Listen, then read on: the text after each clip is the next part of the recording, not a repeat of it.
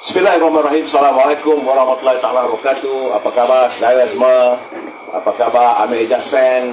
Kalau boleh minta saya satu telefon juga, saya nak tengok teman-teman yang berkomunikasi. Ya, saudara, bersama saya adalah Datuk Johari. Apa khabar tu? Alhamdulillah. Siap. Kita pernah tengok juga berapa ramai yang tengok kita malam ini. Sebab malam ini malam agak special sebab kita datang ke Kampung Parit 5 di daerah Bagan Datuk, tempat Presiden UMNO, saudara. Dan kita juga seluruh negara juga melihat bagaimana sebentar tadi Datuk Seri Zahid Hamidi telah pun mengumumkan manifesto Barisan Nasional. Tidak lain tak bukan adalah untuk kemantapan rakyat. Apa yang dibuatkan lebih lagi mereka terutama sekali di kalangan B40 yang begitu terkesan. Mana tak nampak ni? So, jadi bagaimanapun untuk bermula bicara kita malam ini, saya beri peluang pada sahabat saya, Raja Anwar, Raja Adnan Ra. You can say whatever you say dalam live saya. Silakan. Saya start dulu Assalamualaikum warahmatullahi wabarakatuh. Pada hadirin yang saya hormati, tuan-tuan dan puan dan Datuk, dan juga follower saya yang saya juga bersiaran live sekarang. Terima kasih kerana sudi menjemput kami, dan bersyukur ini adalah kali pertama kami dapat duduk sebaris begini. Biasanya tiap malam kami buat live masing-masing, tetapi agendanya ataupun matlamatnya tetap sama. Kita mahu BN kembali mentadbir. Itulah yang kita perjuangkan. Sejak BN jatuh dalam PRU yang ke-14, ramai yang sedih. Saya suka bawa isu-isu yang boleh membuat kita tersentuh, mengalirkan air mata supaya kita rasa insaf atas kesilapan kita yang begitu mengambil mudah dengan tanggungjawab kita, dan membiarkan kadang anak-anak kita membuat keputusan tanpa nasihat kepada kita. Namun demikian, perkara yang sudah berlaku tak perlulah kita nak fikirkan lagi lah. Apa pun yang kita mahu lakukan sekarang ialah kita mahu kembali kuasa di bawah Barisan Nasional. Itu yang kita nak sekarang. Kita bekerja keras sejak BN tumbang, sejak Datuk Seri Najib begitu diaibkan sehingga beliau kini dipenjarakan dengan cara yang kita rasa tidak sepatutnya berlaku. Dan Datuk Seri Najib itu sedih pilu kita lihat dia begitu menyantuni rakyat, begitu dekat di hati rakyat, dalam fikirannya tidak lain rakyat, tetapi dicemburui oleh musuh-musuh politiknya, kan? Begitu tidak disenangi kerana hasil negara ini ditaburkan kepada rakyat. Saya nak cakap ke mukadimah je? Cakap time mukadimah dulu. Mukadimah dulu. Ini bukan mic. Okey, tapi itulah sejak Datuk Seri Najib ditumbangkan, BN ditumbangkan, saya rasa terpanggil untuk kita kembalikan kuasa di tangan kita. Apatah lagi bila Kerajaan Pakatan Harapan itu ada DAP di situ. Wah, saya rasa menyirak darah. Saya tak boleh dibiarkan perkara itu berterusan. Kita tekan dan akhirnya 22 bulan mereka mampu bertahan, dan kita bersyukur tumbang, dan mungkin wahnya di situ dulu lah ya. Terima kasih saudara Raja Adnan, Raja Anwar, Raja Adnan. Sama saya dengan saya. Ini saudara apa khabar, saudara Amin Nede, saudara Wan Ain Bakri, saudara Osman Parman, saudara Puan Rahman, apa khabar? Osman Jaya, Cicada, Ria menonton ya, saudara Nur Ali, saudara Osman Parman. Ini teman-teman yang mereka melayari. Dia kita nampak sebab kita buat dua sekali live, sekali dengan saya punya dan juga Raja Anwar punya Facebook. Saya Raja Rimba pada menonton, saudara Angah Syah, UMNO BN mantap. Alhamdulillah. Jadi bersama dengan saya sebagai mukadimah yang kedua, ini orangnya dia garang. Ini orang garang, dia Melaka, tak tahu apa pasal dia datang ke Bagan Datuk ni, apa nak cakap. Silakan saudara PD Tok Johari. Assalamualaikum warahmatullahi wabarakatuh. Saya ingin mengingatkan lawan Tok Mat Zahid adalah orang kampung saya. Jangan takut, Samsul ada orang kampung saya memang dia punya pendirian tak tetap. Sekejap Angtua Jaya, sekejap macam anak lah. Sekejap Kampung Pau, sekejap Polisin, sekejap. Jadi tamu dia tak tentu lah. Jangan takut. Dia umpamanya macam kita sewa rumah Cik Puan, besok bulan rumah dia nak senang lagi tengah malam. Jadi dia nak elakkan yang dia ni nak menjalankan tugas yang sempurna. Tapi bila tak jalankan tugas sempurna, penduduk akan tanya, mana projek yang dijanjikan dulu. Jadi dia boleh jawab, saya satu term. Betul? Satu term saya tak boleh buat nak selesaikan apa saja projek. Jadi Anwar ni pun tak boleh percaya. Samsul Iskandar ni pun tak boleh percaya. Dia sama-sama saya dengan Pak Bonam. Dia sama-sama saya dengan Pak Bonam dulu. Saya tiada sepelik. Semua tak memang betul. Memang dia betul. Jadi anda jangan takut. Ya. Saya pula bila dana steam kan macam-macam tu cakap. Tok Jari depan kita ni wanita, jangan nak bercarut. Lah saya tu satu Malaysia. Jangan nak pakai orang. Sabar. Jadi anda kena kerja kuat. Saya rasa Datuk Ahmad ni pasti menang. Pasti menang. Yang lain tu saya tak tahu. Tapi kalau lawan sepelik tu pasti menang. Saya tahu. Dalam Facebook pun saya dah tunjuk dia.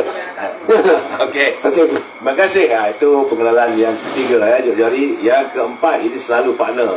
Selalu mereka berlive bersiaran pada jam 11 malam, iaitu Saudara Faizal.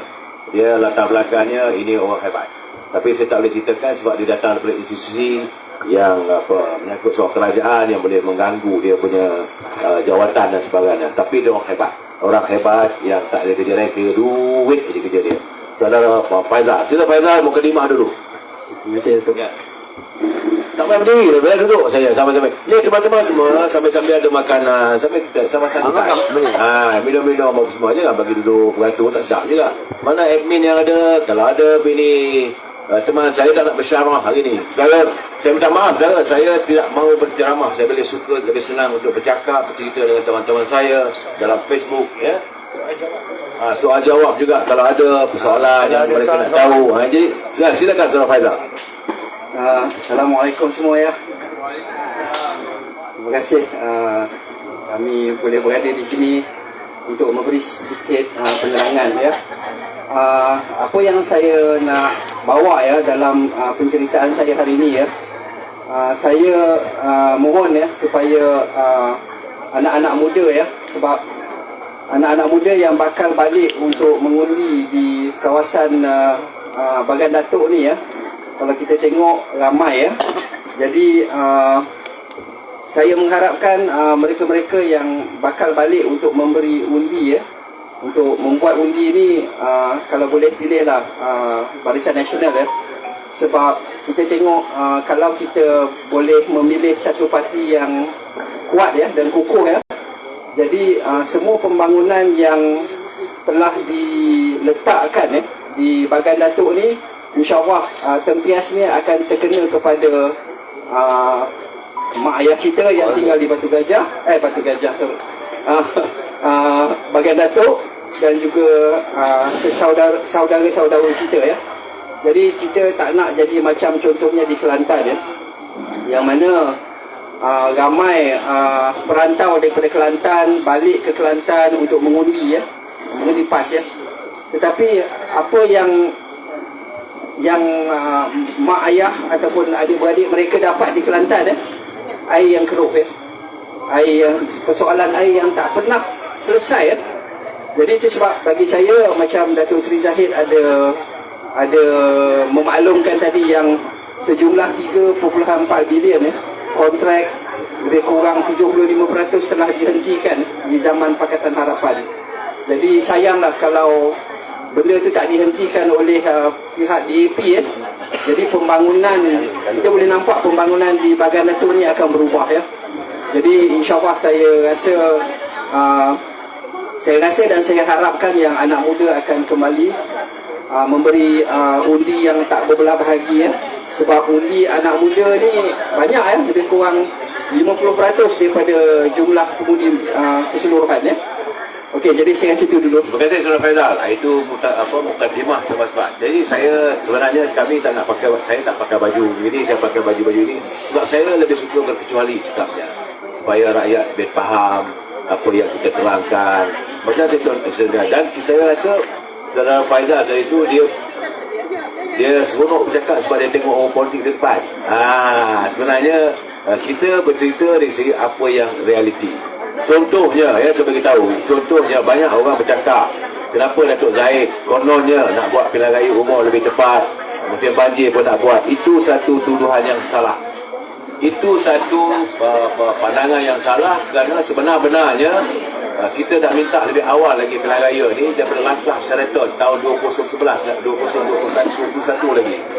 Itu masalahnya, tapi mereka menuduh kita. Dan ada juga mengatakan bahawa apa yang dilakukan Zahid lah untuk membebaskan dia daripada tuduhan mahkamah. Kononnya jangan lupa orang Bangga Datuk, Datuk Zahid dituduh di mahkamah kononnya bila ada pilihan raya ini seolah-olah untuk menggunakan kuasa dia. Maka kalau dia UMNO Barisan Nasional menang, dia akan menggunakan kuasa untuk menekan badan kehakiman. Saya nak bagi tahu kalau Datuk Zahid buat begitu lebih awal lagi. Pada langkah Sheraton waktu itu, UMNO Barisan Nasional ada 42 kursi. Dia boleh ambil jawatan Perdana Menteri kalau dia mahu. Dia tak mahu. Begitu juga apabila Datuk Ismail Sabri dilantik sebagai Perdana Menteri. Juga beliau tidak mahu sebagai jawatan, dia nak membersihkan diri sebagai Presiden Parti dan dia menyatakan bahawa Datuk Ismail Sabri jaga kerajaan, beliau jaga parti. Jadi artinya kalau mereka menuduh UMNO ini menekan nak adakan pilihan raya walaupun musim banjir, itu benda yang salah. Itu benda fakta tak betul yang sengaja diada-adakan. Baik, saudara, bersama dengan saya, saudara Raja Anwar, kita nak cakap tentang manifesto yang dibentangkan oleh Datuk si Presiden UMNO tadi. Apa pandangan saudara tentang manifesto ini, khususnya pembelajaran anak-anak? Tak ada lagi anak-anak berat ke sekolah bawa buku, tak perlu lagi nak bawa komputer besar, cuma bawa tab dan sebagainya, dan bantuan sepenuhnya secara percuma. Ya, saudara Raja Anwar, boleh bagi pencerahan? Untuk ada-ada ni sahabat semua yang mendengar hari ini pencerahan ataupun manifesto daripada Presiden kita ini, saya harap jangan jadi trauma sebab mereka telah dibencing oleh pihak PH dengan manifesto kan. Bila sebut manifesto je diorang jadi takut. Kena faham BN dalam PRU yang sebelumnya ketika BN mentadbir yang terakhir itu pun 90% daripada manifestonya yang dijanjikan itu ditunaikan. Itu sangat luar biasa lah. Saya sendiri pun macam tak boleh percaya. Bukan senang kita nak tunaikan janji-janji sampai 90%. Apatah lagi bagi saya kalau dapat 70-80% itu dah cukup luar biasa. Apatah lagi kalau 90 sampai 96% lah saya. Jadi mereka-mereka yang mendengar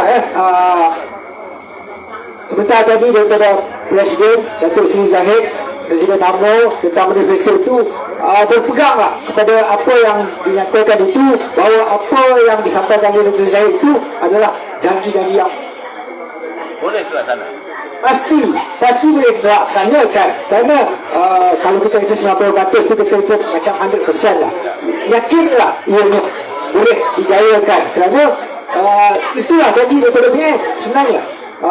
Berbeza dengan Pakatan Harapan, kalau disebut manifesto tak sampai 100 hari tiba-tiba Tuan Mahathir kata manifesto bukan janji. Jadi jangan pandanglah manifesto daripada parti lain. Jangan pandang manifesto daripada parti lain kerana manifesto mereka itu hanyalah omong kosong, janji kosong, dan mereka sebenarnya tak ada misi, tak ada apa pun. Apa yang mereka nyatakan lebih kepada fitnah, janji palsu untuk memancing undi. Jadi saya teruja juga bila dengar manifesto itu tadi. Apabila Datuk Seri Zahid kata apa yang akan dilaksanakan untuk ibu yang masih mengandung lagi, belum lahir lagi sudah diberi manfaatnya kepada rakyat oleh BN itu, janji-janji kita tak tahulah apa secara terperinci ya, tadi secara dasar saja, sehingga anak yang dilahirkan disekolahkan, masuk universiti dan seterusnya, semua peringkat kita ni akan mendapat manfaat seandainya BN berjaya mentadbir kembali. Percayalah, saya harap apabila kita cakap mengenai manifesto itu, janji pada BN itu, kita percayalah, insya-Allah ianya pasti akan ditunaikan. Jangan risau dengan janji manifesto daripada BN, berbanding dengan parti lain tu, kita telah tepi lah. Mudah cerita bagi saya lah, tolak je lah parti lawan tu, buang masa je, sebab nak menyusahkan diri lagi, pangkap parti lawan. Kalau begitu itu, kalau rasa nak menyusahkan diri lagi 5 tahun akan datang, kau pangkal parti lawan tu. Kalau tu, kalau rasa dah rasa tenat, sudah-sudahlah apa dah berlaku, sebagaimana yang pernah dijanjikan oleh anak muda, kalau PH tak dapat laksanakan manifesto janji mereka akan balik pada BN.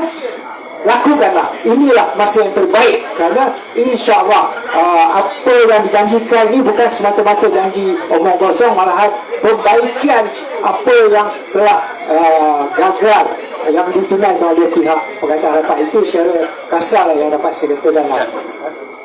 Apa saya melihat, saya tak nak berkempen. Saya tak, bagi saya lebih suka agar pelai-pelai saya dapat menimbang dengan matang, dengan fikiran yang jelas. Sebagaimana yang saya jelaskan dalam live saya yang terdahulu, waktu pilihan raya umum yang ke-14 dulu, Mak Sabu mengatakan bahawa dia kata seandainya, masa itu dia minta, dia kata rakyat semua bagilah undi kepercayaan pada kononnya, pada Parti Keadilan dan Pakatan Harapan. Seandainya kami gagal, tukarlah kami pada yang baik yang dulu, baliklah pada Barisan Nasional. Bagi kami sekali saja, itu permintaan Mak Sabu. Saya jangan lupa ya, bahawa saya selalunya orang yang menurut janji. Saya tak pernah lupa apa yang dilafazkan oleh pemimpin. Bila mereka bercakap, saya rekod. Macam contohnya, sekarang ni saya agak kecewa sebab isu tentang kumpulan wang simpanan pekerja tidak ditangani. Rakyat kita ramai yang masih lagi sukar untuk mendapat wang. Mereka tidak mempunyai simpanan, mereka tidak mempunyai bantuan pekerjaan dan sebagainya, hilang pendapatan. Dan mereka mengharapkan bagi yang punya simpanan lebih daripada RM50,000 dapat mengeluarkan wang simpanan mereka dan kumpulan wang simpanan pekerja. Ini tidak disantuni. Tentulah saya sendiri rasa kecewa sebab sepanjang saya melihat daripada manifesto yang dikeluarkan oleh pihak-pihak daripada parti-parti kepelagaian tidak menyentuh soal kumpulan wang simpanan pekerja. Cuma sebentar tadi saya berbisik dengan Presiden, dia kata ada termasuk dalam padu. Jadi yang lain tak sebut pun. Sedangkan rakyat terkesan sangat-sangat ni waktu kita ni. Dan kekhawatiran saya sebagaimana yang saya katakan hari ini, kalau Faizal, berapa tukaran $1 dengan Amerika? 3.74. Hari ini 4.74.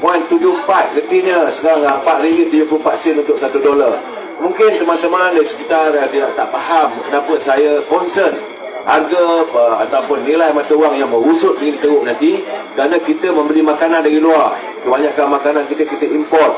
Bila kita import, kita gunakan dolar Amerika. Contohnya, kalau sekilo beras itu $1, dulu RM3.74, hari ini sudah RM4.74.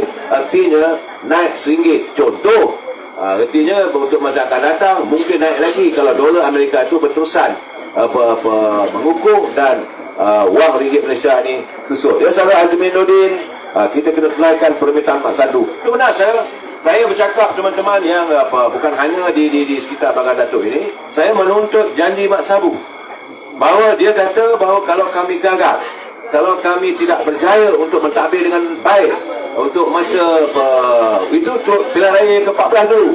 Dan Mak Sabu juga bercakap, tiba-tiba kali ini dia bercakap di Alustar, dia bercakap di Perlis, dia kata berilah kami satu penggal lagi. Berapa banyak kali nak minta? Berapa kali nak minta ni? Yang kali kedua yang saya nak bagi tahu pada teman-teman, ini yang mengikut siaran. Pilihan raya yang lalu mereka bertanding atas tiket Parti Keadilan. Sama ada Dr. Mahathir pun bertanding atas tiket Keadilan, Parti DP bertanding atas tiket Keadilan. Boleh katakan Pakatan Harapan semua bertanding atas tiket Parti Keadilan. saya amat bersimpati dengan anak-anak kita yang menuntut reformasi, maha zalim, turun Mahathir, maha Fir'aun. Bila menang saja, Parti Keadilan serahkan kuasa balik pada Dr. Mahathir. Jadi saya kata ini pemikiran macam mana dari segi politiknya. Silakan je, ini komen about it. Itulah apabila ini susah kita nak kata lah. Pening, kita memang jadi pening lah. Tujuan dalam Pakatan Harapan dalam PKR ni, perjuangan mereka ialah untuk mengangkat Datuk Seri Anwar Ibrahim jadi Perdana Menteri Dan menurunkan Dr. Mahathir. menurunkan Datuk Mahathir. Tapi ketika ada peluang untuk mengangkat Anwar Ibrahim jadi Perdana Menteri, tiba-tiba dia bagi ruang pada Datuk Mahathir. Kan, lepas tu sekarang dia berjuang kembali nak angkat Anwar Ibrahim jadi Perdana Menteri. Ini yang kita rasa pening, kita nak faham kan. Apa yang sebenarnya dia orang perjuangkan? Ya. Soal itu saya lepas surat ni saya nak tanya Atuk Johari. Atuk Johari boleh komen tak? Macam mana ni? Dulu minta supaya berilah keadilan satu pegang cukup. Mereka nak turunkan Mahathir, maha Fir'aun. Bila dah menang, dengan pinggan emas, dengan talam emas, beri kuasa pada Dr. Mahathir. Saya pun pening kepala. Atuk Johari, saya jawab macam mana ni? Tentang Atuk Tua ni pada saya lah. Cuma yang dia kata tu, dia kata dia tahu. Tapi yang dia kata tu yang dia buat. Dia kata orang UMNO perompak penyemut. Tapi pada saya lah, dia lah bapak perompak, dia lah cikgu perompak, dia lah gangster paling banyak dalam dunia ni. Tengok anak dia, anak keluarga Dato' Najib tak ada duit, tapi anak dia berbeli jutawan tak ada. Anak-anak dia tak ada jutawan, semua billionaire. Alam jadah ni. Datuk Jari masuk live saya, janganlah sebut kata begitu. Kesianlah saya, kawan-kawan saya ramai. Ya, saudara. Ya, saudara Hashim Matan dan komen tadi, saudara Abdul Abdullah, saudara Delmira Bates, bagi komen itu. Mereka gembira melihat saudara ini Raja Anwar hadir bersama dengan saya, saudara Faizal, saudara Datuk Johari. Sebab ada yang bagi komen tu, dia kata Datuk berani sebut panggil dia orang ni sebab dia orang ni garang-garang belaka. Saya memang tak garang, saya beri pencerahan saja. Bagaimana ini daripada Raja Anwar punya Facebook, saya tak dapat komen. Cuba dapat baca kalau ada. Datuk Johari dah mula dah tu.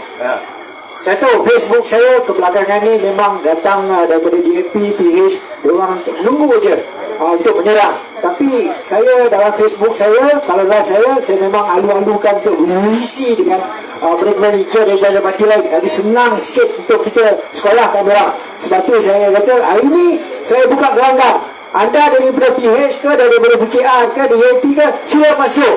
Ini masa untuk tembak perang. Gelanggang sudah buka, kita tempur. Kan? Itulah buatkan orang merasap supaya ada yang masuk, ada yang tak berani masuk. Dia pun tekan lah. Ada yang sampai 5-6 orang nak masuk. Invite tak masuk, invite tak masuk, invite tak masuk. Dia orang main-main gitu, dia tak berani masuk. Ada seorang orang masuk, tapi saya ada bukan. Sebab apa? Kita nak tengok apa yang menyebabkan dia orang ni nak sangat sokong PH.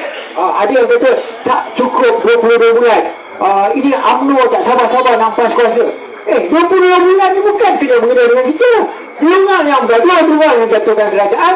Lepas tu nak salahkan kita. Kita orang jaga kerajaan dan korang ni yang jadi kelang kelibut tu. Kan? Dia kata kita nak ampas kuasa. Itulah masalah ni orang. Lepas tu dia kata 22 bulan mana ada masa nak buat apa? Suruh orang minum susu kelapa sawit boleh, Isaac boleh buat, Seturum boleh buat, perarakan LGBT boleh buat, Kira ikan boleh buat. Kira ikan dalam laut 3 bilion boleh. Kan? Macam-macam boleh. Tapi untuk kebaikan rakyat RM30 dia bagi. Itulah sebenarnya kita bukan nak bohong, tapi itu realitinya. Mereka memang bangkang ni, dia pandai bangkang je. 30 tahun lebih, 40 tahun kasi bangkang. Bila duduk dalam kerajaan baru dia tahu susah senang dia tak tinggal. UMNO ni memang dari awal dia untuk mentadbir dan jentera UMNO ni sangat kemas. Ada je pelapis-pelapis yang boleh mentadbir juga. Macam kita tengok sekarang ni, macam ada Isyam Jalil contohnya, dan yang lain-lain, Datuk Seri Ashraf. Jadi kita ada pelapis-pelapis yang kita tahu dia ni bakal jadi Perdana Menteri ke, dia ni akan jadi menteri-menteri yang hebat. dalam PS lepas Anwar siapa? Rafizi. Lepas tu siapa? Jadi kita tahu dalam parti diorang ni tak ada apa yang diorang perjuangkan sebenarnya. Diorang, saya pun tak faham lah apa yang sebenarnya diorang perjuangkan. Saya kata kalau saya dalam PKR, kalau saya ahli parti PKR, perkara pertama saya akan suarakan ialah Anwar Rafizi keluar daripada PKR. Buat semak je. Itu yang merosakkan. Keluar daripada DAP. Itulah perjuangan. Baru orang akan sokong.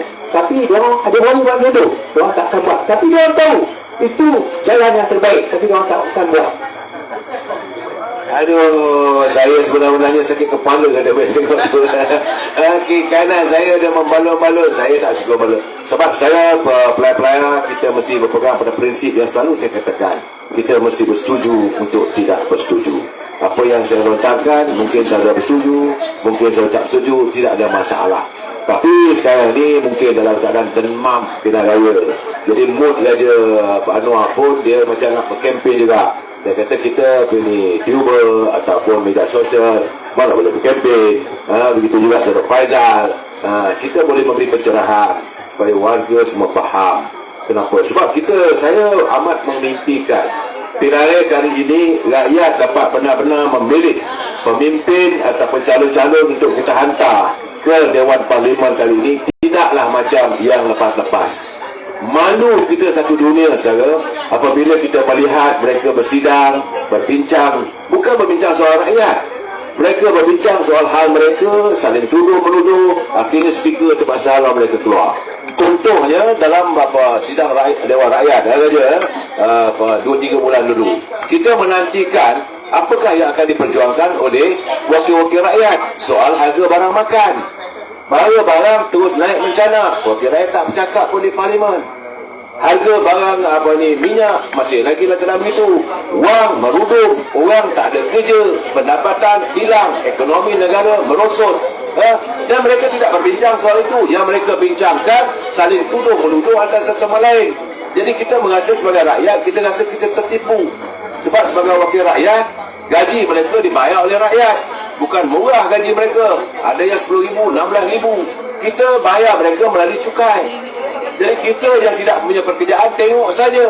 Ada yang jadi duta tak bekerja pun. Macam saya kata tadi, bila jadi menteri, tak ada apa, sibuk mengira ikan dalam laut. Yang pakai kasut hitam, kasut putih, tukar kasut hitam. Jadi bercenaru rakyat kita ni. Jadi sebab itu saya amat mengharapkan kehadiran pilihan raya kali ini mestilah kita meletakkan orang yang benar-benar layak untuk dihantar berada di Dewan Rakyat. Sebab itu Dewan yang mulia, di mana dasar negara. Dasar negara ini diputuskan oleh mereka. Ini bukan kerja main-main. Ini bukan kerja antara Mat Sirantono dengan macam-macam ke nak bergaduh semua. Bukan. Ini soal rakyat. Kita akan menghadapi suasana lebih teruk lagi pada menjelang 2023. Menurut kajian IMF, Saudara Faizal, menurut kajian IMF dan menurut ucapan Pak Jokowi, Presiden Indonesia, 60 negara akan bankrupt. Ini bukan main-main. Kalau kita menghantar pemimpin yang sekerak sebagai wakil rakyat, dengan kita, apakah negara kita tak terkesan? Kalau 60 negara yang bankrupt, apa berlaku di Venezuela, apa berlaku di Sri Lanka, apa berlaku di negara-negara mereka berperang lagi antara Ukraine dan Rusia. Bagaimana dengan kita? Macam mana dengan food security ataupun makanan? Cukup ke negara kita dengan makanan? Sebab itu mereka masih lagi memaki hamun, cerita lain tak ada, rasuah, penyamun, penyangak. Itu saja yang didendangkan sebab malam. Yang kita nak tahu, kamu berkempen kali ini, apa kamu nak bagi pada rakyat? Kita rakyat ni, kita marhain, kita tengah susah. Rumah kadang-kadang belah pun tak cukup. Mereka gaji mereka puluhan ribu, dapat allowance, dapat bencin. Jadi ini masalahnya yang saya rasakan. Macam mana saja? Ini persoalannya soal mana ini ini Tuan Harun. Dia takut saya mendengking ni. Saya dah nak mula masuk GR5 lah. Tuan Harun ni. Tak, saya sebenarnya saya marah apabila kita meletakkan di tempat yang salah. Malahan lagi mereka meminta-minta jawatan. Yakinlah bagaimana baginda Rasulullah bersabda satu ketika nanti mereka akan menjajakan ayat-ayat suci Al-Quran untuk mendapat jawatan. Ingatlah, jangan kamu beri pada seseorang itu dengan jawatan yang mereka minta, kerana mereka akan membawa kerosakan. Itu kita kena pegang dalam amalan kehidupan kita. Ini masalah yang saya lihat sekarang ni, persoalan rakyat tidak ditangani. Semalam saya dengar pentas politik bercakap, Bagan Datuk tak ada jalan. Silakan dia datang jalan apa? Apakah dia datang dengan basikal? Bagan Datuk tak ada bank. Yang saya tengok pembeliak benda dekat situ, Bagan Datuk ada bank, bukan tak ada. Yang dituduh tuduhan yang tak betul. Bagan Datuk nak adakan pilihan raya umum kerana nak membela diri daripada mahkamah, takut dia jatuhkan hukuman. Kalau dia tak, dia jadi Perdana Menteri 3 kali peluang. Pertama, bila Dr. Mahathir dijatuhkan. Kedua, apabila Muhyiddin Yassin dijatuhkan. Ketiga, sebelum dilantik Datuk Ismail Sabri. Dia adalah Presiden UMNO. Kalau dia tak kuasa untuk membersihkan diri dia, dia dah ambil jawatan itu. Tidak, dia memilih untuk membersihkan diri dia melalui mahkamah. Terbukti Mahkamah Shah Alam telah pun menolak. Kawan-kawan yang ni marah dekat saya. Saya boleh marah lah, tapi prinsipnya saya, kita mesti bersetuju untuk tidak bersetuju. Saya sekadar memberi pandangan, jangan dihina. Saya menghina Datuk Seri Hamidi sebab beliau adalah Presiden UMNO, Presiden saya. Wajib saya mempertahankan presiden saya. Malahan anda mengecilkan hati-hati warga Bagan Datuk. Orang Bagan Datuk menyanjungi beliau sebagai pemimpin Bagan Datuk. Tapi bila anda menuduh dia sebagai penyamun, sebagai penyangga, dengan ponorogo, mencuri, korupsi dan sebagainya, apakah anda sampai hati mengecilkan hati warga Bagan Datuk? Ini juga harus dilihat, dipikirkan. Macam mana dia? Saya rasa begitu besar hati kerana dapat berpeluang cakap di Bagan Datuk ini. Kerana saya menganggap Datuk Seri Dr. Zahid Hamidi bagi kepada anda-anda penduduk di Bagan Datuk ini sangat-sangat beruntung. Apabila ada seorang pemimpin yang hebat, musuh politiknya sangat tidak senangi. Bayangkan, Datuk Seri Najib telah berjaya mereka penjarakan. Kenapa mereka berusaha keras untuk memenjarakan Datuk Zahid? Kenapa? Kerana dua pemimpin inilah sangat teguh dan sangat untuk menjaga UMNO ini. Saya menganggap Datuk Seri Zahid sebagai pemimpin yang memastikan UMNO tidak dikubur. Kerana kita tahu Tuan Mahathir pernah mengujuk dan juga mungkin juga memaksa Datuk Seri Zahid untuk membubarkan UMNO, tetapi perkara ini tidak berlaku sehingga Datuk Zahid dikenakan lebih 87% lebih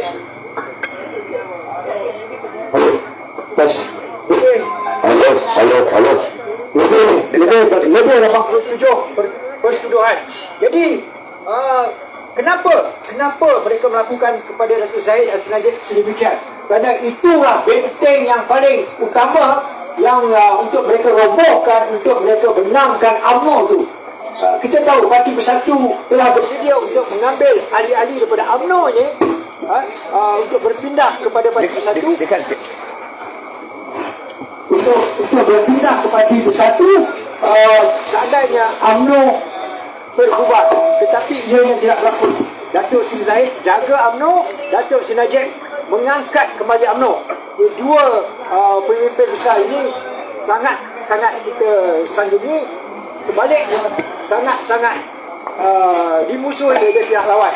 Seandainya mereka berjaya meruntuhkan dua pemimpin ini, maka UMNO pasti akan runtuh juga. Jadi tadi saya ada kesempatan bertanya soalan kepada Datuk Seri Zahid. Saya ingin kongsikan di sini. Dia juga minta pandangan. Pandangan saya pada Datuk Zahid, kenapa mereka begitu beria mahu memenjarakan Datuk Seri Zahid dan Datuk Seri Najib? Bagi saya, anda bayangkan, perkara pertama yang dilakukan oleh Pakatan Harapan ketika mereka menang ialah masukkan GST dan hapuskan 3 pasukan elit daripada Polis Diraja Malaysia, iaitu Stafak, Stek dan Sting, iaitu pasukan elit yang ditubuhkan oleh Datuk Seri Zahid untuk menangani segala macam perkara yang tidak baik lah, seperti Stafford gitu, ia ditugaskan untuk menangani pencorekan dan juga rompakan yang terancang tingkat antarabangsa. Begitu juga Sting, begitu juga Sting ialah untuk menangani untuk berhadapan dengan pengedar-pengedar dadah bertaraf antarabangsa, dan juga STAG itu untuk menangani permasalahan maksiat, judi haram, kongsi gelap. Kenapa begitu sekali cepat untuk dibubarkan apabila PH boleh? Kenapa? Kita nampak macam parti daripada yang menang ini begitu menyantuni mereka-mereka yang terlibat dengan perkara itu, dan saya tidak terkejut jika benar mereka juga bekerjasama dengan pihak-pihak itu. Apabila kita lihat contohnya di Melaka, di Pulau Pinang, kita lihat bila pihak polis melihat dapat menangkap pemimpin daripada DAP yang terlibat dengan pengedaran dadah yang besar. Begitu juga jumpaan senjata-senjata yang begitu banyak dalam satu kapal. Kes-kes itu saya tak tahu apa dah jadi ketika PH ambil alih, dan banyak perkara. Begitu juga Datuk Syakir itu bila dia masukkan GST, pihak-pihak yang terlibat dengan aktiviti ekonomi gelap ataupun aktiviti jahat itu semakin boleh kembali untuk beroperasi. Kalau ada GST, pegawai-pegawai akan ketuk dekat pintu, kerana operasi akhirnya dapat mengenal pasti operasi mereka yang bertentangan dengan undang-undang kita. Jadi untuk menyelamatkan puak-puak ini, masukkan GST, bubarkan 3 squad elit itu. Saya rasa pelik kenapa padahal ketika 3 squad elit itu ditubuhkan dalam 2016, peratusan jenayah di tanah air kita turun mendadak. Inilah saya pelik. Sampai saya terfikir apakah parti-parti itu disponsor oleh pihak-pihak ini. Saya rasa tak baguslah kalau perkara ini berlaku di tanah air kita apabila politik dicampur adukkan dengan tangan-tangan hitam daripada pihak-pihak yang tidak bertanggungjawab itu, yang menghancurkan tanah air kita, yang jadi mangsa jalan anak-anak muda kita, negara kita. Itulah dia. Terima kasih saudara Raja Anwar. Dia membanggakan bagaimana Sting, persoalan keselamatan negara. Kadang-kadang mungkin cara beliau, kita ni masing-masing cara. Secara Raja Anwar, dia ada live dia sendiri, saya ada live saya sendiri. Dengan Faizal, Tok Arun malam ni dia tak buat live dia tumpang orang. Dia Melaka, dia nak kejar Samsung, dia pulang lah. Cuma saya dah tertarik hati antara pandangan daripada saudara Nurisan. Dia kata buat ceramah untuk orang awam. Jika duduk ceramah pada ahli saja, Udi UMNO, BN tak akan bertambah. Ini saya bersetuju dengan pandangan yang dilontarkan oleh saudara Nurisan saja. So kalau kita ceramah pada orang UMNO saja, pelanglah tak tambah macam mana? Kita kena berani berdepan dengan mereka daripada parti-parti pembangkang misalnya untuk menjelaskan kedudukan negara kita, kedudukan pimpinan kita, kedudukan UMNO itu sendiri. Kalau mereka mengatakan bahawa UMNO sanggup buat pilihan raya musim hujan, cuma tanya mereka lah pertama-tama sekali, nak tanya apakah mereka itu Tuhan yang tahu hujan akan turun. Dan belum pernah saya rasa, saya menjadi wartawan selama lebih 40 tahun, belum pernah saya lihat seumur hidup saya, negara kita mengalami banjir daripada Perlis sampai ke Sabah serentak. Tak ada. Yang kita tahu sekejap ada di Kelantan, lepas itu dia berhenti, kemudian dah banjir, dah berlaku di Kedah, dia berhenti. Jadi bukan di seluruh negara. Jadi alasan, tapi sekarang ni kempen-kempen dah tak ada cerita banjir dah ni. Tu untuk jadi. Nak cakap lah. Okey, saya nak tanya kepada penduduk ataupun rakyat Malaysia ni. Pada saya, GST tak membebankan rakyat ataupun GST yang paling susah sekali yang suruh buang GST ni tukar-tukar bersama-sama. Pasal dia beli berterela-terela. Takkan kita nak orang kampung nak beli orang berterela. Takkan kita hari-hari nak beli lemari. Takkan kita hari-hari nak beli sepana. Itu yang naik. Betul. Kalau dicampur, diaduk, dia lebih-lebih pun saya rasa lebih kurang dalam 800 lah. Tapi kita dapat beri 2,000. Betul.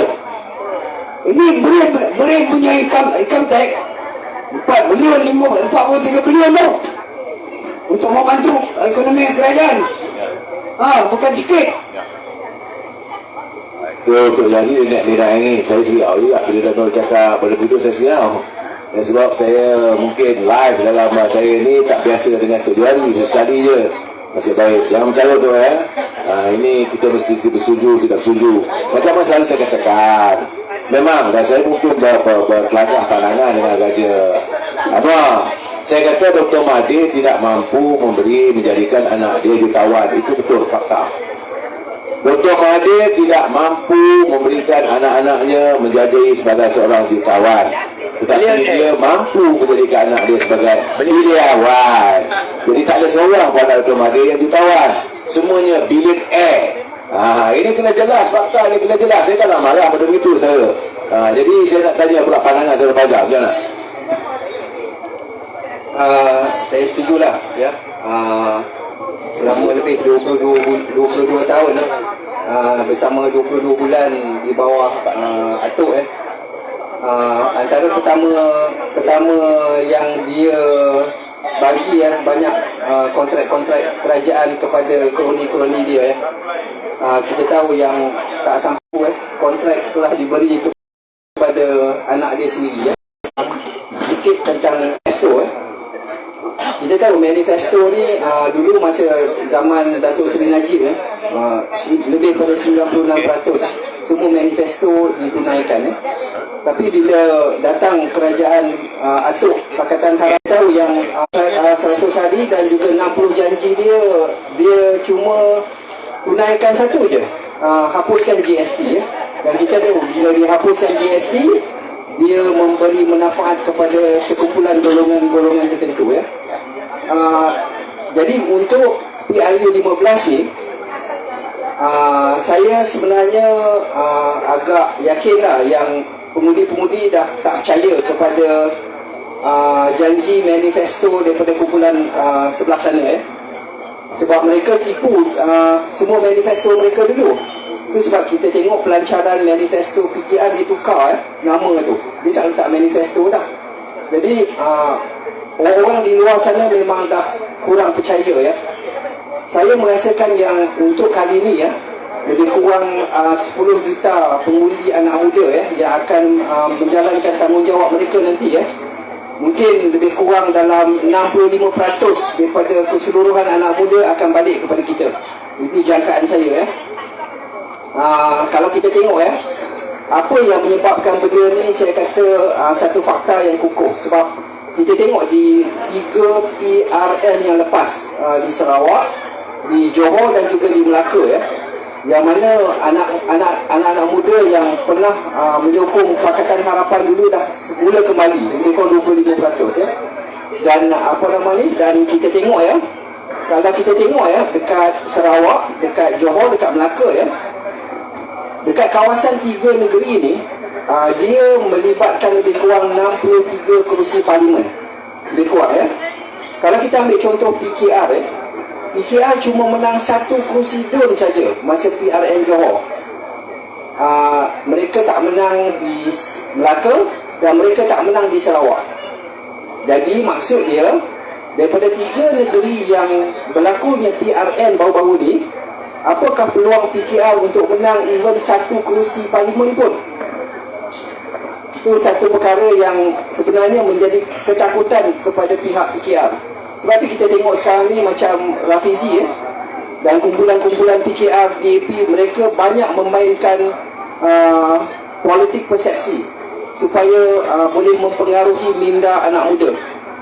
Jadi tapi saya yakin sebenarnya lebih pada 60%, 65% anak muda dah mula sedar sama juga macam DAP DAP kalah teruk di Sarawak contohnya mereka cuma menang dengan 2 DUN saja.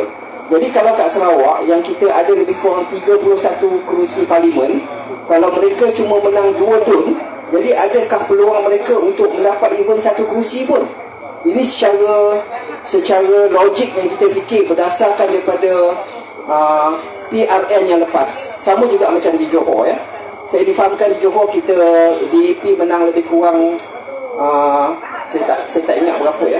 Tapi kalau mereka menang lebih kurang katalah 4 ataupun 5 kursi pun, maksud dia peluang mereka untuk mendapat lebih kurang 4 ataupun 5 kawasan parlimen tu ada di situ. Tapi macam mana pun kalau dekat Johor tu mungkin insyaAllah Barisan boleh menang dengan banyak kursi lah. Jadi itu senario yang kita boleh lihat yang sebenarnya menjadi ketakutan daripada pihak sebelah PKR DAP lah. Okey. Terima kasih Saudara Faizal. Jadi Saudara Faizal ni dia pakar-pakar data. So dia memberi data bagaimana yang saya beri pencerahan saya bahawa insya-Allah UMNO Barisan Nasional lebih mantap untuk pilihan raya kali ini. Besar kemungkinan UMNO besar. Jadi sebab itu teman-teman jangan apa di sia-siakan undi anda ya. Dalam keadaan begitu ya. Saudara Jamal Muhammad, jangan cerita pasal banjir. UMNO dah minta banjir ditangguhkan. Saudara Jamal membalas bulan merah banjir ditelantakkan bermula bulan 11 dan bulan 12. Jadi sebab isu ini tak timbul. Saya sebab saya buat saran begini untuk suasana teman-teman di seluruh negara dapat melihat bagaimana ini kempen-kempen di seluruh, sebab besok saya akan berada di Shah Alam. Saya nak tengok pula sahabat kita apa pula berlaku pada saudara Syam Jalil. Tapi kabarnya very positif lah kabarnya. Tapi saya harus melihat apakah pengundi sudah mula kembali menyokong UMNO Barisan Nasional. Saya dan saya ini raja apa nak cakap lagi sebab saya rasa kat soalan tak ada ya. So jadi saya melihat bahawa pilihan raya kali ini bahawa suasananya lebih mantap keadaannya, dan saya bersyukur pada Allah SWT tidak ada kejadian-kejadian yang meletakkan negara kita dalam keadaan yang huru-hara.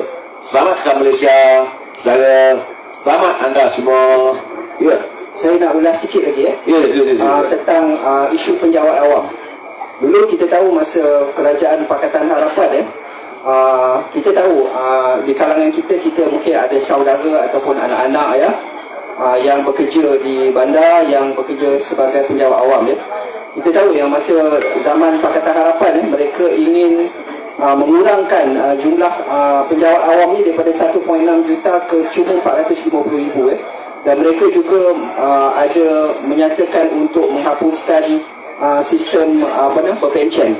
Jadi saya mengharapkan kepada semua penjawat awam ya di seluruh negara, ingatlah apa yang kerajaan Pakatan Harapan pernah buat dulu ya. Jadi ini melibatkan bagi saya mereka janji lain, mereka tunaikan perkara lain. Jadi untuk penjawat awam di seluruh negara ingat perkara ni. Jadi bila kamu peluang mengundi pada 19 hari bulan ni, saya rasa pilihlah kerajaan yang betul-betul sebenarnya menjaga rakyat bukannya kerajaan yang menipu manifesto mereka sendiri. Itu. Terima kasih saudara Faizal. Saya lihat sendiri saudara Faizal selalunya bersama dengan Raja Zainal, Raja Anwar, saya sendirian. Dan saya bersyukur pada Tuhan pada hari ini tidak ada bahasa-bahasa yang terkeluar. Semua prinsip kita kita masih bersetuju untuk tidak bersetuju. Jadikanlah pilihan raya ini adalah tempat untuk kita memilih pemimpin yang benar-benar pemimpin yang akan membela dan menjaga negara kita. Selamat malam saya. Wabillahi taufiq wal hidayah. Assalamualaikum warahmatullahi wabarakatuh. Selamat malam.